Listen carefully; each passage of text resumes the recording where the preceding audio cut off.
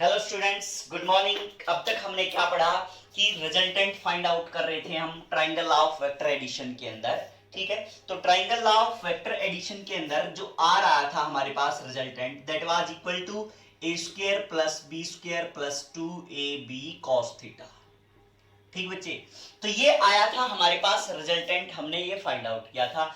फिर उसके बाद हमने क्या पढ़ा था, उसके स्पेशल केस पढ़े थे कि when theta is equal to 0 था, जब थीटा इज इक्वल टू क्या था बेटा, 0 था, तो हमारे पास क्या आ रहा था, रिजल्टेंट मैक्सिमम आ रहा था, आर मैक्स आ रहा था। और कितना आ रहा था, ए प्लस बी आ रहा था।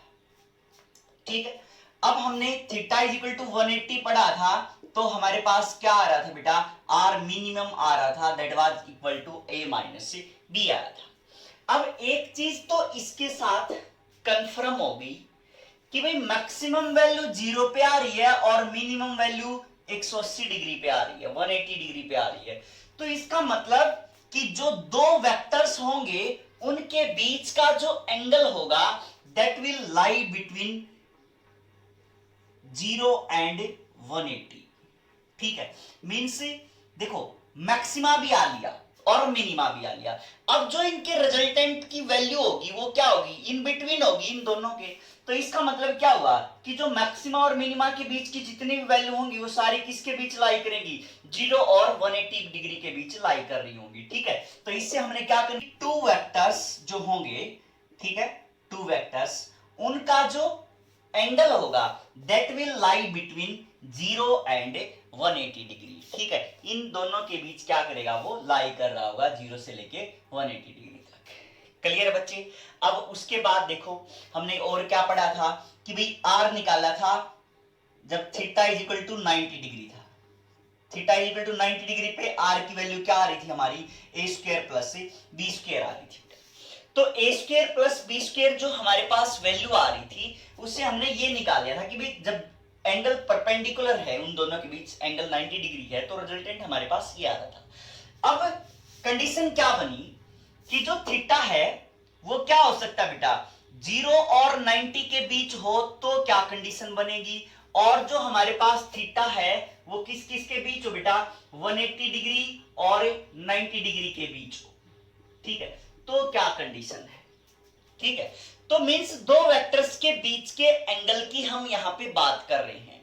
ठीक है, तो यहां पे अगर आप 0 से लेके 90 तक की बात कर रहे हो तो आर आ जाएगा हमारे पास under root of A square plus B square plus 2ab cos theta, है ना। मींस आर स्क्वायर किसके इक्वल आ जाएगा, आर स्क्वायर ऐसे ही रख दें अगर इसको, A square plus B square plus 2ab cos theta, है ना, ये आ गया।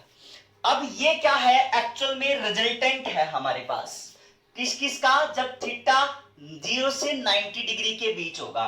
तो अब एक बात बताओ बेटा, 0 से 90 के बीच में cos की वैल्यू क्या होती है, पॉजिटिव होती है। मींस ये वैल्यू जो ये कंबाइंड वैल्यू होगी that will be greater than A square plus B square होगी, है ना। मींस हमारे पास जो रिजल्टेंट की वैल्यू आएगी 0 से लेके 90 डिग्री के इंटरवल के अंदर, जो आर स्क्वायर होगा that will be greater then किसके बेटा, ए स्क्वायर प्लस बी स्क्वायर के होगा, है ना। हम क्या कर रहे हैं, कंडीशन डिफाइन कर रहे हैं इस केस में कि वे वेक्टर के केस में कंडीशंस क्या क्या डेवलप हो सकती हैं। मींस ये आपके जो ऑब्जेक्टिव टाइप के क्वेश्चन होंगे जेई के और नेट के, जो भी क्वेश्चंस होंगे उनमें हम डायरेक्ट ट्रिक लगा के यूज कर लेंगे बेटा। इसलिए मैं यहाँ पे इनको डिस्कस कर रहा हूँ कि r square a square plus B square से ग्रेटर देन होगा, कब की कंडीशन है, जब 0 से लेके 90 डिग्री तक होगा।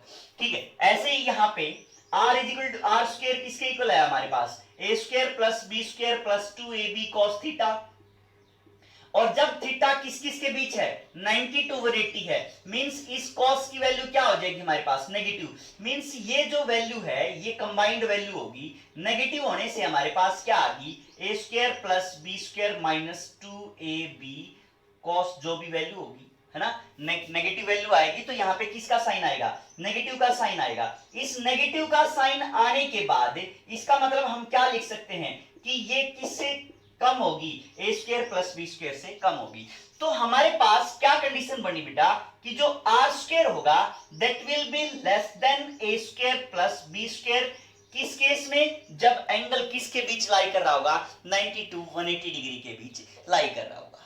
ठीक है, अच्छा अब ये एंगल तो देखना आ रहा होगा ना आपको।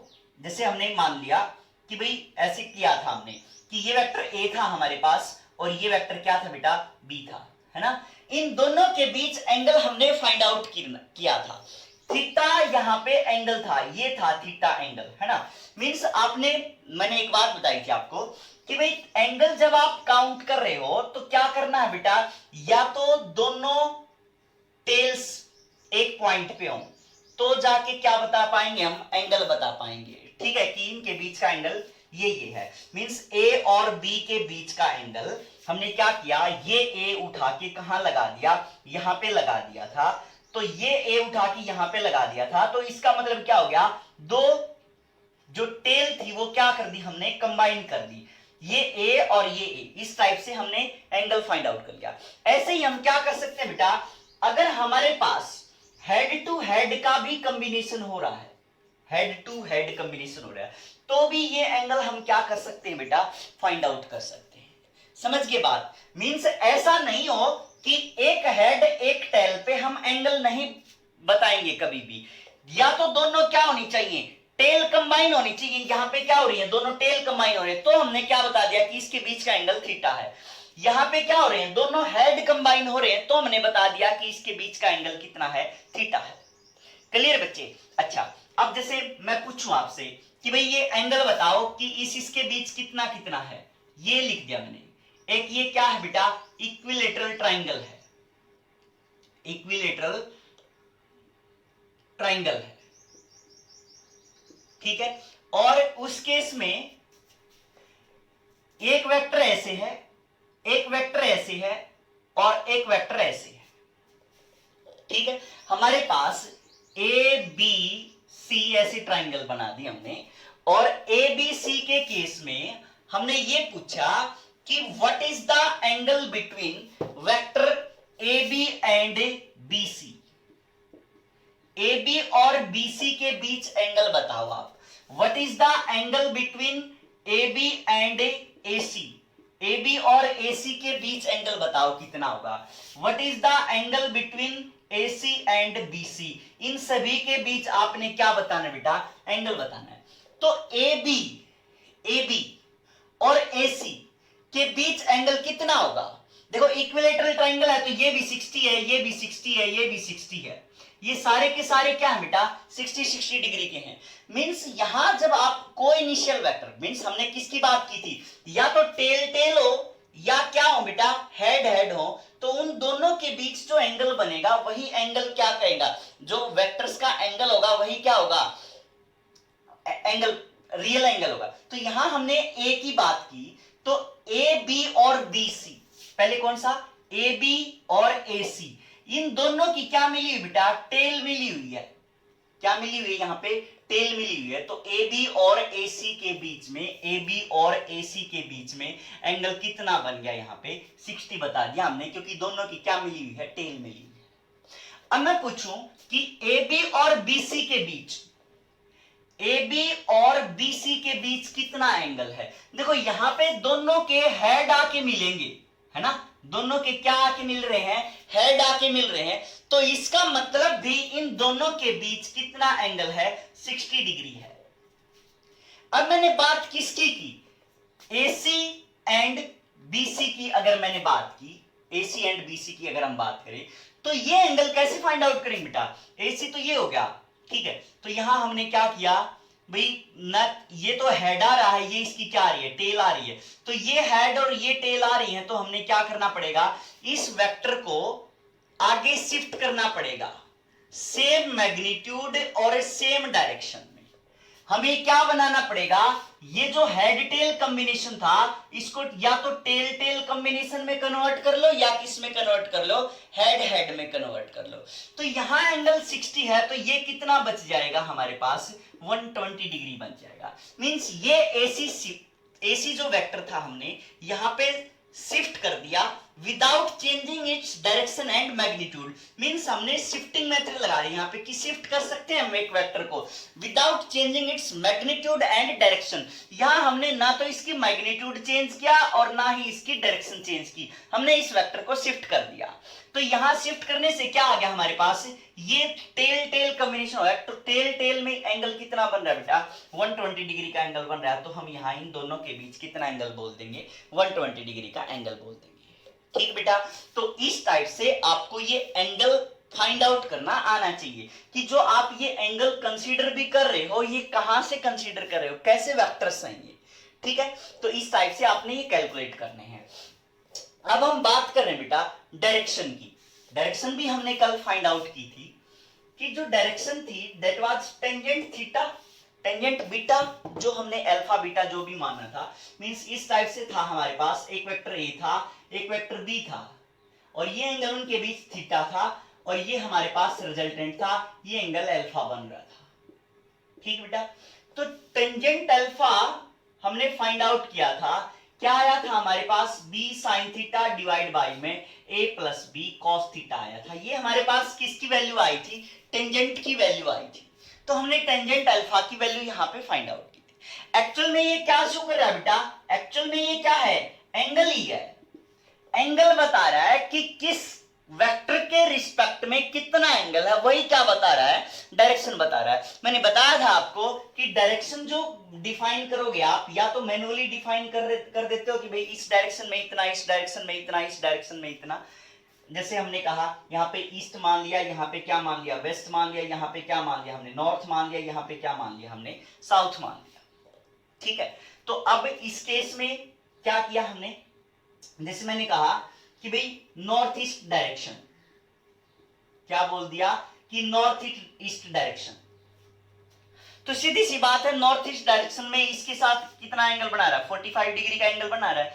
ये इसके साथ किसका कितना एंगल बना रहा है, 45 डिग्री का बना रहा है। तो या तो इस टर्म में डिफाइन कर सकते हैं बेटा हम डायरेक्शन को, या मैनुअली डिफाइन कर सकते हैं नॉर्थ ईस्ट डायरेक्शन। जैसे मैंने कहा कि नॉर्थ, जैसे मैंने ये बोल दिया कि भाई 30 डिग्री नॉर्थ ऑफ ईस्ट।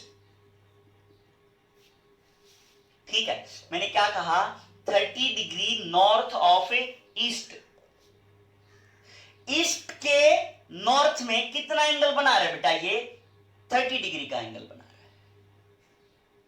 समझ के बात, मींस ईस्ट के नॉर्थ में, ईस्ट के नॉर्थ वाली डायरेक्शन में।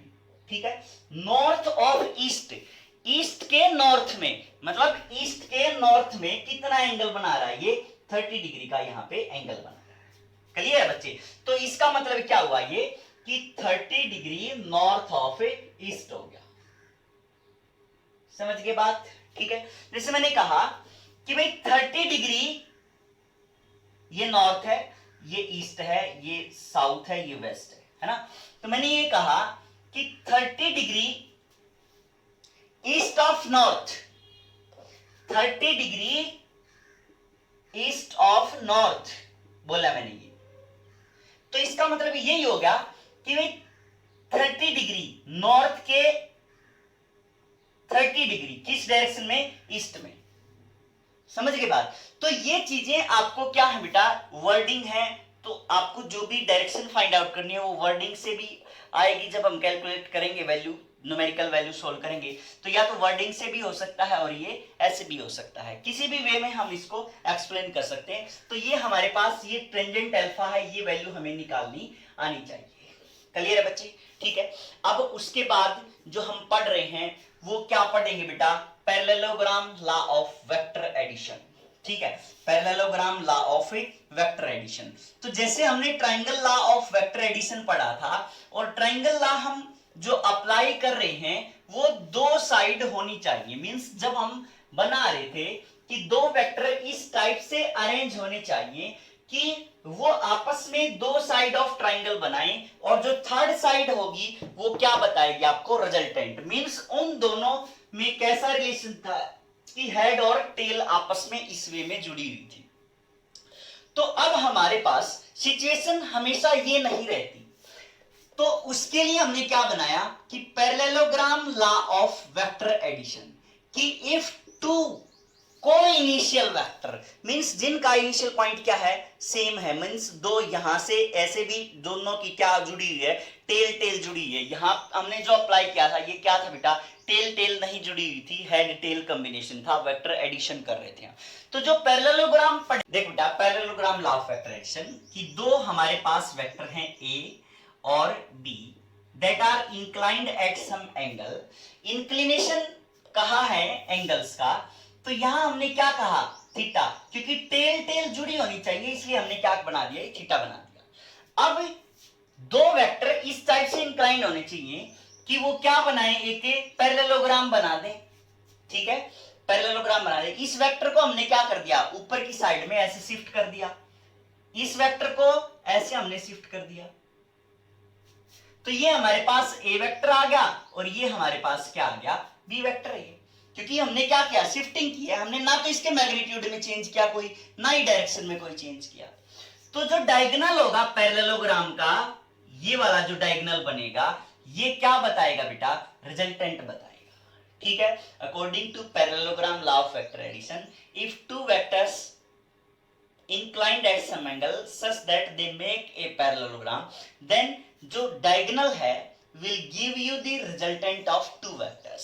ये diagonal ही आपको क्या बताएगा, resultant of two vectors के बारे में बताएगा। अब इसका जो resultant निकालेंगे उसका मैग्नीट्यूड कितना होगा, रिजल्टेंट का मैग्नीट्यूड कितना होगा बेटा, सेम है as that we have done in triangle law of vector addition.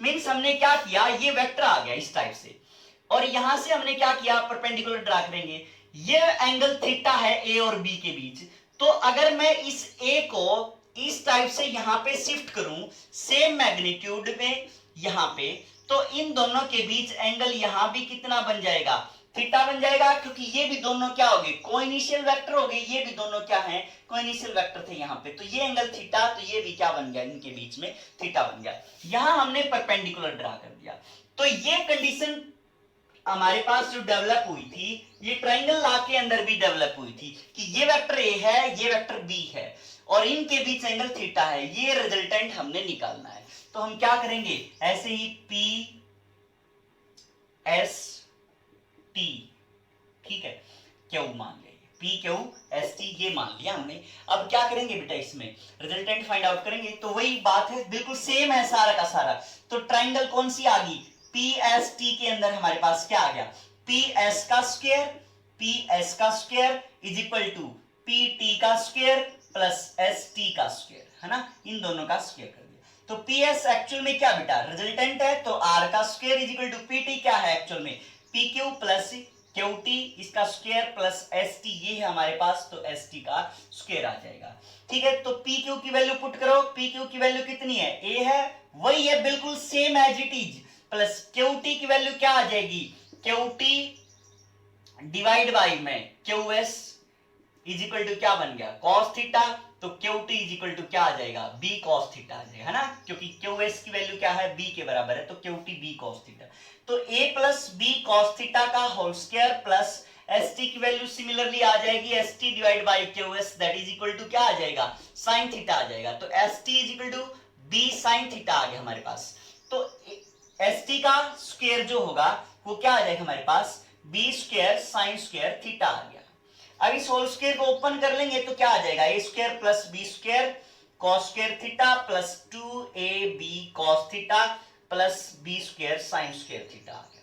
ठीक है, तो लिख दूं direct, R is equal to, ये कॉमन आ जाएगा इनमें से, तो आर इज इक्वल टू क्या आ जाएगा बेटा, under root of A square plus B square plus 2ab cos theta. ठीक है, जो सारे केस हमने डिस्कस किए थे उसके अंदर, वो सारे केस इसके अंदर भी एप्लीकेबल है। क्लियर है बच्चे, तो जो सारे केस हमने वहां पे पढ़े थे वो सारे के सारे एज इट इज केस वहां पे भी एप्लीकेबल है। ठीक है, जैसे हमने पढ़ा था कि theta is equal to 90 degree था, ठीक है, theta is equal to 0 degree था, थीटा इज इक्वल टू कितना था बेटा, 180 डिग्री था। इस टाइप से जितने भी केस थे हमारे पास, हम क्या कर सकते हैं, सारे यहाँ पे भी इंप्लीमेंट कर सकते हैं। क्लियर बच्चे, अब वही बात टेंजेंट अल्फा, टेंजेंट अल्फा यहाँ पे निकाल सकते हैं हम। ठीक है, तो टेंजेंट अल्फा क्या आ जाएगा हमारे पास, वही सेम आएगा बिल्कुल, क्या आ जाएगा, बी साइन थीटा, ये वाला डिवाइड बाई में ये, तो क्या आ जाएगा a plus B cos theta आ जाएगा। ठीक है, क्लियर बच्ची? तो इस टाइप से हमने पैरेललोग्राम भी लगा दिया। अब क्या है बेटा कि जितने सारे के सारे जो rule triangle law of vector addition के थे वो सारे यहां पे हम क्या कर सकते हैं, इंप्लीमेंट। जो केस हमने डिस्कस किए हैं वो सारे के सारे यहां भी डिस्कस हो सकते हैं। अब जैसे हमने एक एग्जांपल कंसीडर किया यहां पे ऐसे कि ये कोई ऑब्जेक्ट था और इसके ऊपर फोर्स लग रही थी यहां पे 5 न्यूटन, इस डायरेक्शन में लग रही थी 4 newton, and they are inclined at angle of 60 degree. 60 degree के एंगल पे क्या है बेटा, ये इंक्लाइंड हो रखे हैं। तो इसमें हमें रिजल्टेंट फाइंड आउट करना है कि फाइंड द रिजल्टेंट फोर्स। जो रिजल्टेंट फोर्स आएगी वो आपने क्या करनी है, यहाँ पे फाइंड आउट करनी है। तो रिजल्टेंट फोर्स क्या हो जाएगी बेटा, R is equal to under root of A square, a square कितना 5 का स्क्वायर 25 हो गया, प्लस बी स्क्वायर कितना 16 हो गया, plus 2ab 5 into 4 into cos theta कितना बेटा 60 है, तो कितना आ गया cos 60 की वैल्यू 1/2 होगी। ये वैल्यू याद है ना सभी को? ठीक है, नहीं याद है तो आप ये वैल्यू जरूर याद करिए बेटा। जिसको नहीं याद वो सारे के सारे इसकी वैल्यू जरूर याद करेंगे। मैं यहाँ पे वैल्यू लिख दे रहा हूं आपके पास एक बार। तो जो भी आएगा हमारे पास क्या आ गया बेटा, रिजल्टेंट आ गया। जैसे 2 से 2 कैंसिल हो गया तो अंडर रूट 25 प्लस 16 प्लस में 20 हो गया। ठीक है, तो कितना आ गया ये 5 6 11, तो 2 2 4 2 6 अंडर रूट 61 न्यूटन जो हमारे पास ये फोर्स आ जाएगी रिजल्टेंट की। ठीक है, तो जो ट्रिग्नोमेट्रिक टेबल है ये आप जरूर याद करो बेटा। इसके अंदर पूरी फिजिक्स के अंदर यूज होती रहेंगी है कहीं ना कहीं आके। ठीक है,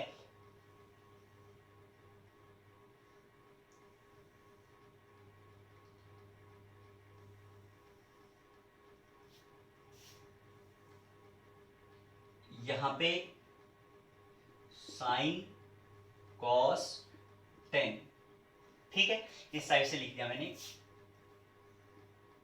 ये एंगल हो जाएंगे और ये ट्रिग्नोमेट्रिक फंक्शन है, यहाँ इस डायरेक्शन में एंगल लिख रहा हूं मैं। तो 0 30 37 45 53 60 और ये 90। ठीक है, आपने 10th में ये नहीं पढ़े होंगे बेटा। ठीक है, अदरवाइज 0 30 45 60 90 इस टाइप से आपने ये जरूर मिलेंगे। ठीक है, तो साइन 0 0, साइन 30 1/2, साइन 37 3/5, ये 1/√2, ये 4/5, ये कितनी हो जाएगी √3/2 और ये कितनी हो जाएगी बेटा 1 हो जाएगी। ये टेबल याद करनी है आपने आज।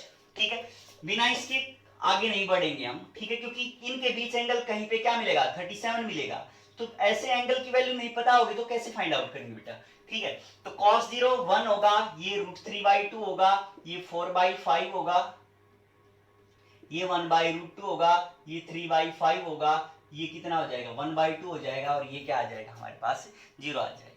तो टेंजेंट 0 0, ये क्या आ जाएगा 1/√3 आ जाएगा, ये कितना आ जाएगा 3/4 आ जाएगा, ये कितना आ जाएगा 1 आ जाएगा, ये कितना आ जाएगा 4/3 आ जाएगा, ये कितना आ जाएगा √3 आ जाएगा, और ये क्या आ जाएगा इन्फिनिटी आ जाएगा। ठीक है, तो इस टाइप से ये एंगल आपने अलग से फाइंड आउट करने हैं, इनकी वैल्यू अलग से आपने याद रखनी है। ऐसे झटाक से आंसर आना चाहिए, जो भी पूछे तो झटाक से वैल्यू आपके माइंड में आनी चाहिए। क्लियर बच्चे? तो आज के लिए ये याद करो, उसके बाद हम नेक्स्ट लेक्चर में मिलते हैं। थैंक यू बच्चे।